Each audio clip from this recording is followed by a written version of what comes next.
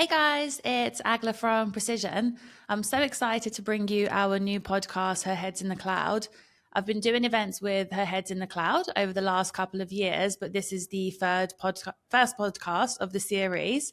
We've got Hannah joining us today from Aussie Broadband. Very grateful for her to tune in from Melbourne. I won't say much more than that, but I'll let you do an intro to yourself, Hannah, and let us know what made you get into this space. Sure. So yeah, I'm Hannah. I am the architecture manager at Aussie Broadband in the cloud space. I don't know how far you want to go back. I studied engineering and computer science at uni, and yeah, I just sort of fumbled my way from there. I started in telecommunications because I was applying for graduate roles and that one sounded interesting. And I just sort of jumped onto different opportunities as they came through. And as the technology evolved in that space, I sort of gradually made the move from less of a voice telco technology into virtualization and cloud. And I've had a few different roles in that space, from architecture and pre-sales and all sorts of things. And yeah, I joined Aussie about 6 months ago as the architecture manager and really enjoying it. Awesome. Hey, it's Egle from Precision Sourcing, and welcome to Her Heads in the Cloud, the podcast where we dive into everything happening in the world of DevOps, cloud, and site reliability engineering. With over 6 years in the industry, I've built a successful DevOps practice from scratch, helping companies connect with the top-tier talent they need to build diverse, high-performing teams. Each episode, I'll be bringing you insights from some of the brightest minds in tech, engineers, leaders, and industry experts. Whether you're here to learn practical tips or hear inspiring stories, you're in the right place. Let's get into it. So, Hannah, I'll let you kick it off with starting with your journey with Aussie Broadband and how it began there and where it is now. I know it's pretty interesting. I was quite taken aback the first time I heard it. Sure. So as I mentioned, I've been at Aussie about 6 months now. The work's really interesting and varied. People are the best people you could ask for. It's such a good place to work. I was attracted to Aussie Broadband initially because it's the kind of company that has well published values and sort of a reputation for living those values. It's also got a really I've been in the telco industry for 12 years maybe now, and Aussie Broadband has a reputation within the industry for having cool technology and doing things differently, and that really appealed to me as well.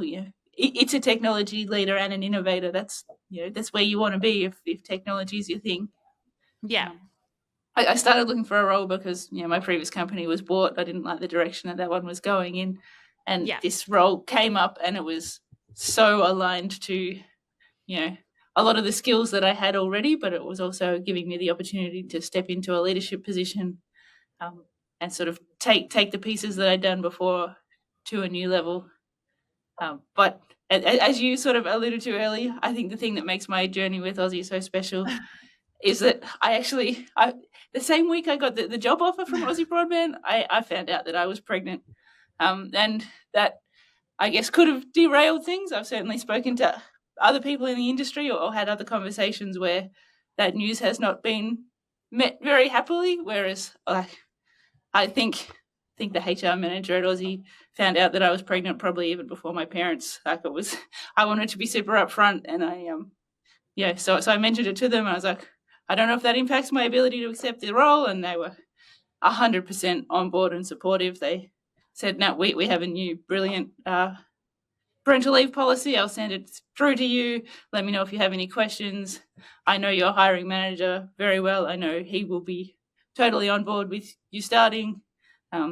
You've got 6 months. You can certainly bring value in 6 months before going on any kind of parental leave. I like to think I have. I hope I have. But yeah, it's been a really good place to work. I have a week and a half before I head out, and life is drastically different for the next 6 months or so. I've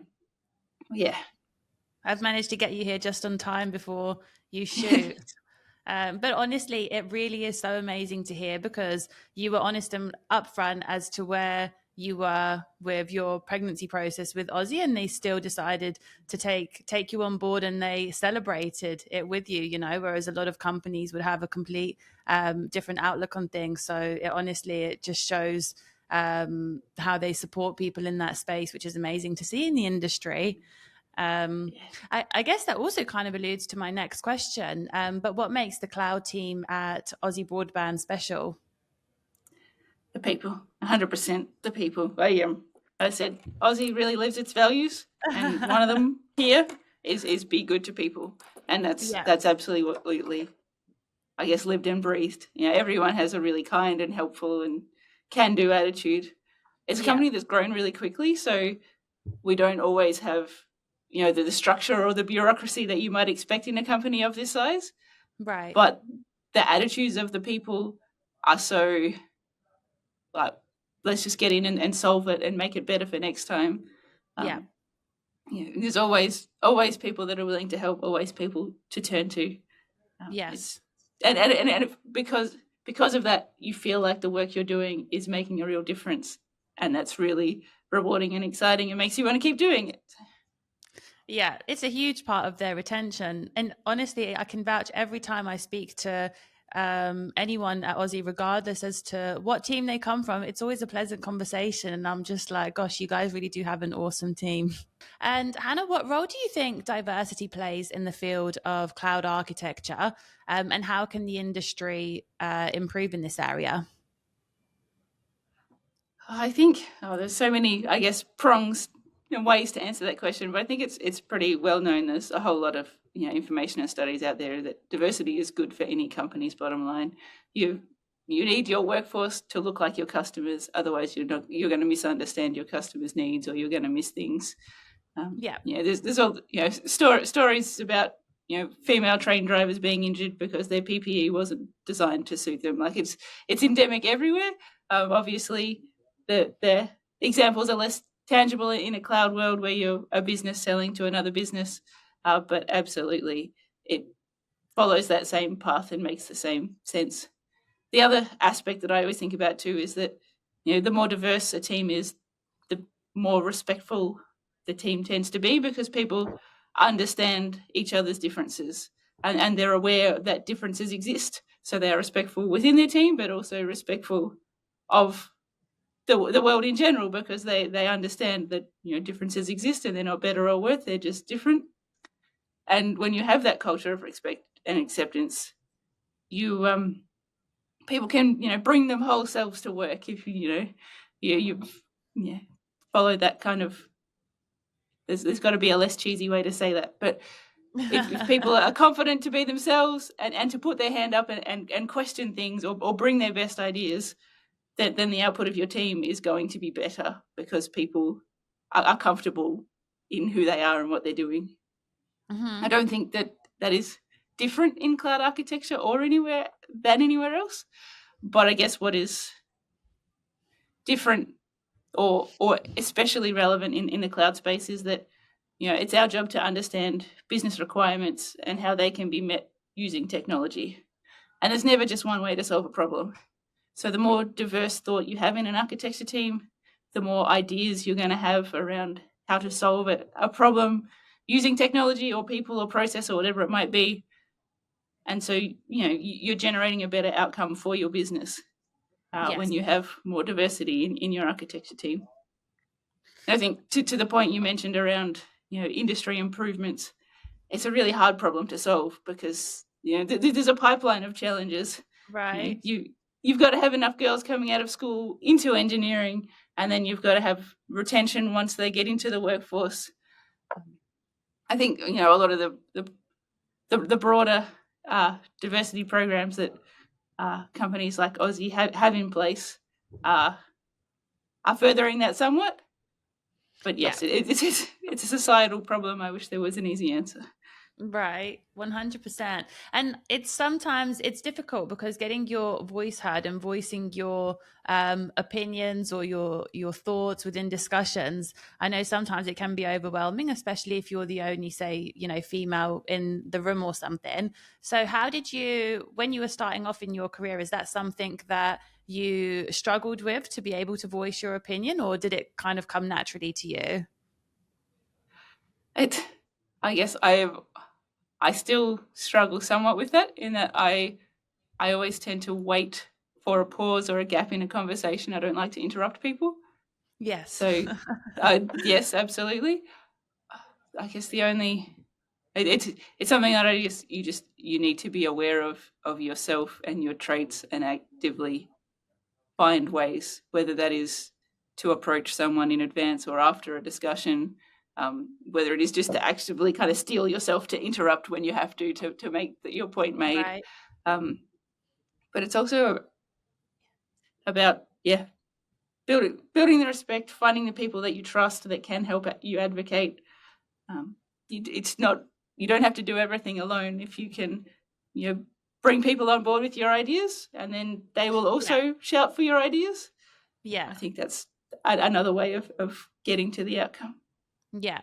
And I guess it's also one of those things when you get out of your comfort zone and you bring your idea to the table, especially as the world is changing now, more often than not, people will actually want to hear your idea, and it will be very much valued and appreciated, certainly at Aussie Broadband. Yeah. And I think the more you step out of the comfort zone, and the more success you have with it, the more you are able to do it again. Yeah, 100%. 100%. And what practices or strategies do you think organizations should adopt to create a more inclusive environment for women in cloud architecture? Not an easy one, I know. I think it is broader. I think we have some really great programs here around neurodiversity and LGBT inclusion, and all of those. Like, diversity is not just about bringing more women, but having said that, as a woman, if I see that a company has all of those other programs in place and is not just giving out cupcakes on International Women's Day and saying "Yay, women," I know that it's going to be an acceptable and accepting place to work when when people can bring their whole selves to work. I've worked in companies with more or less women, and sometimes there are companies that have more women, but still more of a chauvinistic or a blokey culture, and there are more women there, but they're perhaps less comfortable being themselves, or feeling like they have to fit a mold, whereas a more open culture, I think, will naturally encourage women to join, but also, as I said, from that broader perspective, will bring people from all walks of life, which is only a good thing. Yeah, 100%. Are there any specific initiatives or anything that Aussie Broadband is doing? I guess as well, you've joined there, and you have, you're heavy on the cultural side of things and people side of things. So is there anything that had struck out for you in particular? Yeah, I have to admit, I have not actively joined the diversity committee myself as yet, but there are so many. I probably should. It's something that I'm passionate about. There are so many initiatives. So we've got working groups for, gender diversity, the reconciliation action program, neurodiversity, sort of many different facets of diversity. We also, there's some really great programs implemented in terms of being able to give back to our communities in ways that are important to us. So there's, the name is going to be on the tip of my tongue but escape me right now, passion projects, Nice. where any Aussie Broadband employee can nominate a charity or an organisation or an initiative in their community that is valuable to them, that we sponsor. So we've recently sponsored, I think, a queer community theatre in Ballarat.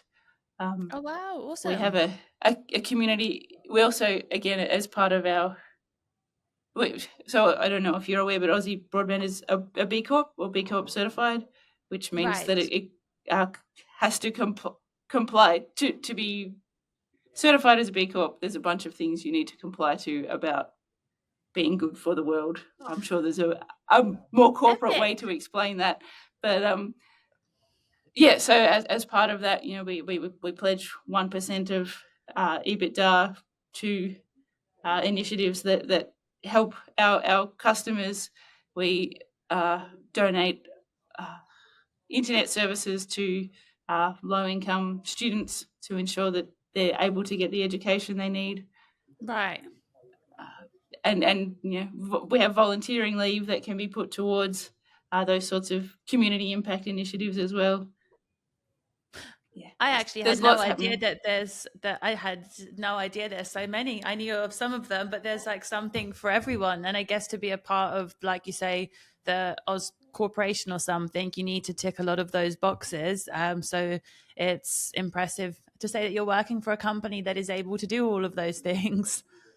It really is. It's nice to, every company needs to make money, but it's nice to work for a company that is committed to trying to make that money in an ethical, sustainable way. Yeah, 100%. Sounds good. And what advice would you give to women starting their careers in cloud architecture to help them navigate and advance in the industry? And that's another hard question. I think it's about kind of seeking those opportunities. Not being afraid to put your hand up for a new challenge. You won't get everything you put your hand up for, but showing that initiative will still impress people or put you front of mind for another opportunity. Find people that you trust. Keep in touch with those people if and when you change organizations. I've been really lucky to have had a number of people, male, female, probably mostly male because most of my colleagues have been male traditionally, but that have taken me under their wing and given me that advice that's helped me grow my career and recommended me for new positions or promotions or things over time. So seek those opportunities. And I guess back to the values thing that I said before is, to me, I want to work for a company that I kind of believe in their direction. For me, that's important. I always look up a company's values on their website, and I ask about them in an interview. You find out pretty quickly if they are just words on a wall or if they're actually lived by. And I think finding a company that is willing to support women or diverse candidates of any variety says a lot about that company and says a lot about your ability to succeed in that company as well. Absolutely. And what are your thoughts on, for example, upskilling with skill certifications and that kind of thing? Because sometimes when you're trying to get your first role in the industry, it can be challenging because companies, they say they want 2 years experience. How do I get that 2 years experience? Someone's got to take the leap of faith. So what would you recommend in those instances? I am a relative believer in sort of those technical certifications, whether it's an AWS cloud certification or an ITIL process certification.